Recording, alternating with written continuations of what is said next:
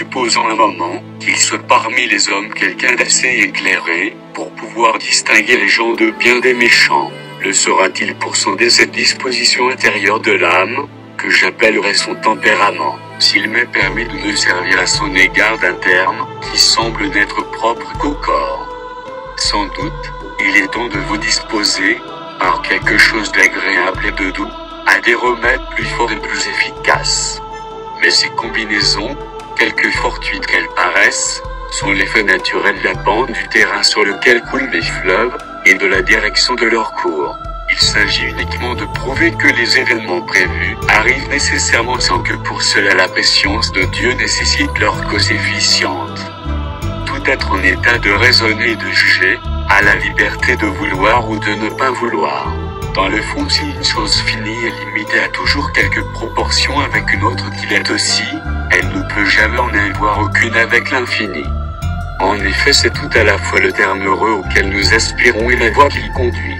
Aussi, parfois quand nous pouvons espérer la récompense d'une vertu réelle, on nous punit d'un crime imaginaire. Et comment nous en punit-on? A-t-on jamais vu les juges s'accorder si unanimement contre un plus grand coupable? Dans le nombre, il en est toujours quelques-uns qui, par erreur ou autrement, sont portés à douter de forfaits les plus avérés. On s'en rapporta au jour de chômage, pour améliorer petit à petit notre installation faite à la hâte, et ajouter des hangars. Quelque part devrais-je étendre un pareil traitement des sénateurs eux-mêmes? Désormais, puisque j'ai appris à distinguer le bien parfait d'avec celui qui ne l'est pas, il faut maintenant montrer en quoi réside ce bien suprême, cette souveraine félicité. Et pour y parvenir, examinons d'abord si ce bien, tel que défini il y a un moment, existe véritablement dans la nature. Sans cela nous courons après un vain fantôme, en croyant chercher la vérité.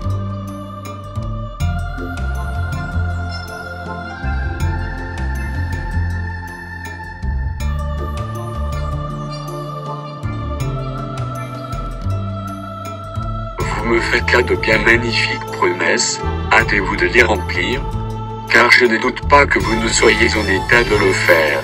Hâtez-vous de satisfaire les désirs, que par ces promesses vous avez fait naître dans mon cœur.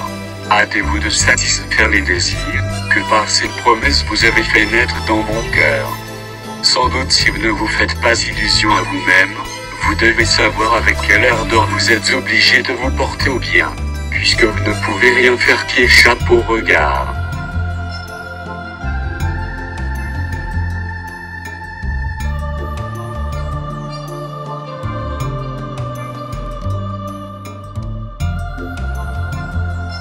Le châtiment des méchants est un bien, puisque c'est la justice qu'il exerce. Et par une raison contraire, l'impunité de leurs crimes est un mal, puisque c'est une injustice, manifeste souvent ce qui est soumis au destin, et le destin lui-même, tout est sujet aux lois souveraines du hasard.